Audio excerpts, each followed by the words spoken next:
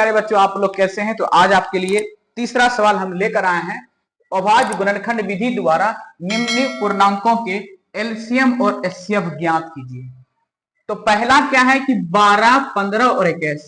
मैंने पहले वीडियो, इससे जो पहले वीडियो मैंने बनाया था उसमें दो संख्याओं के लिए था और उसमें एक फॉर्मूला था एलसीएम गुना एचसीएफ बराबर ए गुना बी, यानी दोनों संख्याओं का गुणनफल। तो ये दो संख्याओं के लिए ये फॉर्मूला अनिवार्य है, तीन संख्याओं के लिए फॉर्मूला अनिवार्य नहीं है। तो आइए देखते हैं कि इसके कैसे निकाला जाए, जरा अच्छा समझिए। तो अभाज्य गुणनखंड विधि में तोड़ लेना है सबको। तो लिखना है 12, तो 2 से लगा दीजिए, भाग लगा दिए 2 से, 2 छकी 12, फिर 2 तिया 6, ये हो गया दोस्तों। 15 को तोड़ लीजिए, फिर 15 को 3 से लगाएंगे, 3 5 15, ये दोस्तों टूट गया। उसके बाद 21 को दोस्तों तोड़ना है, तो 3 7 21 टूट गया दोस्तों। तो अब क्या करना है आपको, सबको एक बगल से लिख लेना है कि 12 को हमने कैसे तोड़ा, 2 गुना 2, यानी 2 पे पावर 2 गुना 3 लिख सकते हैं। उसके बाद 15 को मैंने कैसे तोड़ा, तो 3 गुना 5। उसके बाद मैंने 21 को कैसे तोड़ा, तो 21 को ऐसे तोड़ा, 3 गुना 7। तो इस रूप में हमने लिख लिया। अब एचसीएफ लिखने की बारी आ रही है। तो एचसीएफ कैसे लिखेंगे, तो ध्यान देखिए एचसीएफ। तो आप क्या कीजिए कि सभी में जो कॉमन संख्या है इसमें भी कॉमन होना चाहिए, इसमें भी और इसमें, यानी तीनों में कॉमन संख्या होना चाहिए। तो देखिए 3 इसमें भी है, इसमें भी है और इसमें भी है, तो 3 आपका एचसीएफ हो जाएगा। 2 इसमें है लेकिन इसमें नहीं है, तो फोल्ड करिए, नहीं आएगा। 7 इसमें है लेकिन इसके अंदर नहीं है। तो मेरे कहने का मतलब है एचसीएफ जो होगा वो कॉमन संख्या होगा जो तीनों में उपस्थित हो, ठीक है, और वो कम पावर वाला लेना है। आइए इसके बाद एलसीएम चाहिए। तो एलसीएम में भी क्या करेंगे, जो कॉमन संख्या था, कॉमन संख्या पर 3 है, यहां देखिए 1 2 3, तो तीनों में 3 है, तो 1 3 कॉमन संख्या को उठा लेंगे। और कॉमन संख्या के अलावा जितना भी आपको संख्या दिख रहा है, यहां पे 2 पे पावर 2 दिख रहा है वो लिख लीजिए, फिर 5 दिख रहा है 5 लिख लीजिए, और 7 दिख रहा है 7 लिख लीजिए। यानी मेरे कहने का मतलब है एलसीएम जो आप निकालिएगा तो कॉमन संख्या तो ले ही लीजिएगा, उसके बाद जितना भी संख्या है आप टोटल को लिख लीजिएगा अधिक पावर वाला। तो यहाँ पे 3 गुना 3, 2 दूनी 4, 4 गुना 5 गुना 7 हो जाएगा दोस्तों। तो 4 पंचे 20, 20 हो गया, 20 तिया 60, 6 सत्ते 42, 420 इसका आंसर हो जाएगा दोस्तों। इसी प्रकार से आप 17, 23, 29 का भी निकाल सकते हैं। तो आइए 17, 29 का भी निकाल के आपको दिखाते हैं। तो आप समझ गए, यहां पर आगे चलिए। तो 17 को भी तोड़ लेंगे दोस्तों। तो 17 एका 17, फिर 23 को तोड़ लेंगे दोस्तों, 23 एका 23। उसके बाद 29 को तोड़ेंगे दोस्तों, 29 एका 29। तो यहाँ पे देख सकते हैं सभी को टूट गया, तो लिख लेंगे 17 को कैसे तोड़े, 17 गुना 1, ठीक है। उसके बाद 23 को लिखना है, तो 23 गुना 1 लिखेंगे। फिर 29 को लिखना है, तो 29 गुना 1 लिखेंगे। तो एचसीएफ बराबर दोस्तों क्या हो जाएगा, तो देखिए एचसीएफ तीनों में कॉमन कौन है, 1 2 3, तीनों में कॉमन कौन आ रहा है, तो 1 आ रहा है, तो 1 मेरा एचसीएफ हो गया।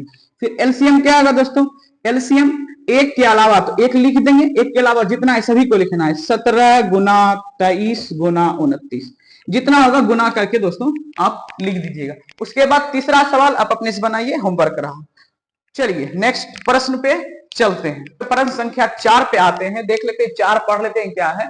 एचसीएफ 306 और 657 बराबर 9 दिया है और एलसीएम हमको कह रहा है निकालने के लिए, ठीक है। तो प्रश्न संख्या हम 4 लिख दिया, हल लिख करके अब जो दिया है उसको लिख लीजिए। एचसीएफ बराबर 9 दिया, एचसीएफ 9 दिया है। तो एलसीएम का सूत्र आपको पता है बच्चों क्या होता है, दोनों संख्याओं का गुणनफल बटा एचसीएफ, बस इतने तो लिख दीजिए। यहां देख सकते हैं इसको जनरलाइज फॉर्मूला यहाँ पे है, एलसीएम गुना एचसीएफ बराबर दोनों संख्याओं का गुणनफल। एलसीएम निकालिएगा तो एचसीएफ क्या हो जाएगा, गुना की क्रिया में है तो भाग लग जाएगा आकर के। तो हमने लिखा एलसीएम बराबर ए गुना बी बटे एचसीएफ, यानी दोनों संख्या, कौन संख्या, तो 306 और 657 लिख लीजिए। यानी ए बराबर 306 और बी का मान हो जाएगा 657, बैठा दिया।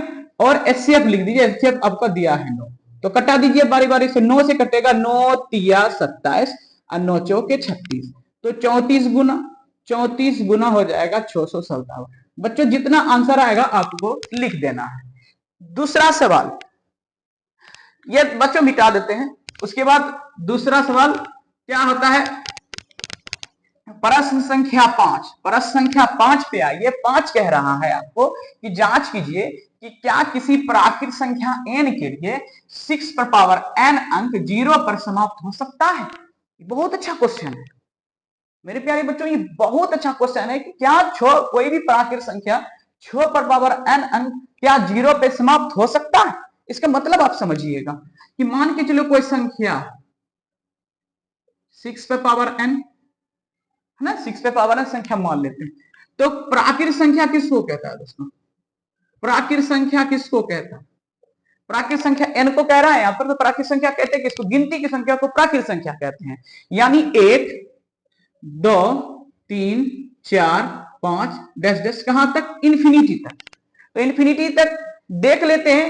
इन्फिनिटी तो हम तो मान नहीं बैठा सकते, 2-4 मान बैठा करके देख लेंगे यहां पर कि 6 पर पावर n 0 पे समाप्त होता है कि नहीं। उसका मतलब क्या है देख लेते बैठा करके।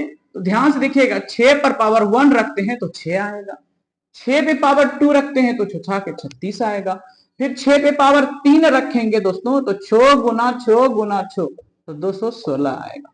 तो इसी प्रकार से देखिए, कोई भी संख्या हमने n का मान यानी प्राकृत संख्या का मान 1 2 3 4 5 रखा, क्या कोई भी संख्या 0 पे समाप्त आ रहा है, क्या 0 किसी की संख्या के नजदीक आ रहा है, पीछे में आ रहा है, 0 आ रहा है, 0 आ रहा है। देखिए तो 0 आया कहीं पे, तो 0 नहीं आया। मेरे 0 आने का क्या मतलब होता है, कहता है कोई भी प्राकृत संख्या n के लिए 6 पर पावर n 0 पे समाप्त हो सकता है क्या। 6 पर पावर n अंक 0 पे समाप्त होने का क्या मतलब है कि 10 पे समाप्त होना चाहिए, लास्ट में 0 होना चाहिए, 20 होना चाहिए, 0 होना चाहिए, 30 होना चाहिए, लेकिन लास्ट में 0 होना चाहिए। क्या हमने 6 पे पावर 1 6 पे पावर 2 6 पे पावर 3 रखा, तो आप बताइए, आप ही लोग बताइए, क्या 0 लास्ट में आया, नहीं आया। तो लिखेंगे यहां पर, क्या लिखेंगे कि 6 पे पावर n अंक 0 पर तभी समाप्त होगा,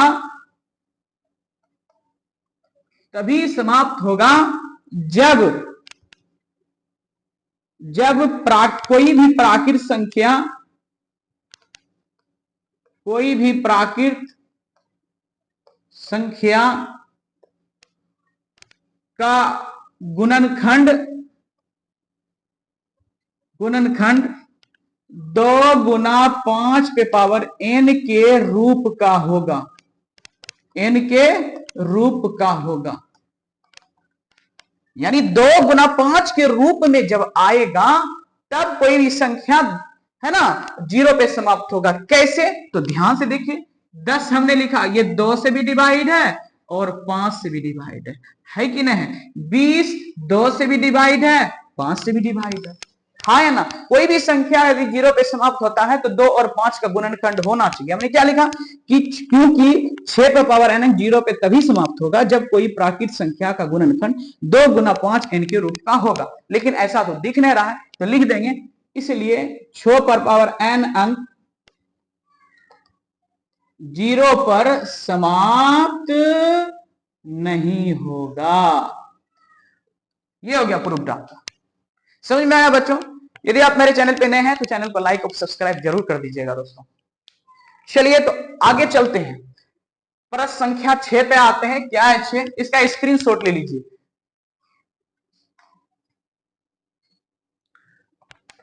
चलते हैं प्रश्न संख्या 6 पे, क्या आता है 6 को देख लेते हैं दोस्तों।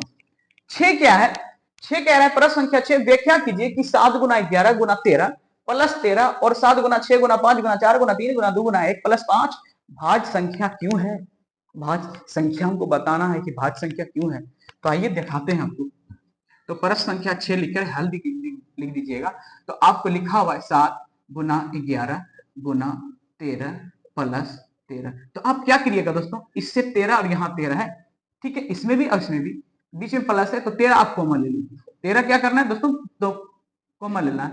7 गुना 11 प्लस 1, तो कॉमन लेंगे तो 1 तो अंदर रहेगा ही। उसके बाद 13 इंटू 7 गुना 11, तो 11 सत्ते कितना हो जाएगा दोस्तों 77 प्लस 1, तो कितना हो जाएगा 2, 13 गुना 78।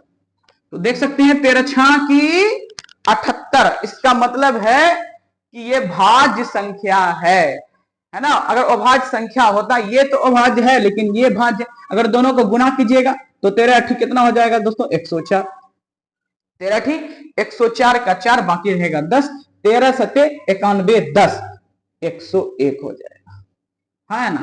तो 1014 हो गया। देखिए ये 2 से डिवाइड है तो भाज्य संख्या है कि नहीं है, तो यही कह रहा है भाज्य संख्या। बाकी इसको आप क्या कीजिएगा, इसमें आप क्या कीजिएगा, आपको हम प्रश्न दे रहे हैं, आप अपने से कर लीजिएगा, 5 कॉमा ले लीजिएगा, 5 इसी तरीका से आप बना लीजिएगा। थैंक यू, धन्यवाद।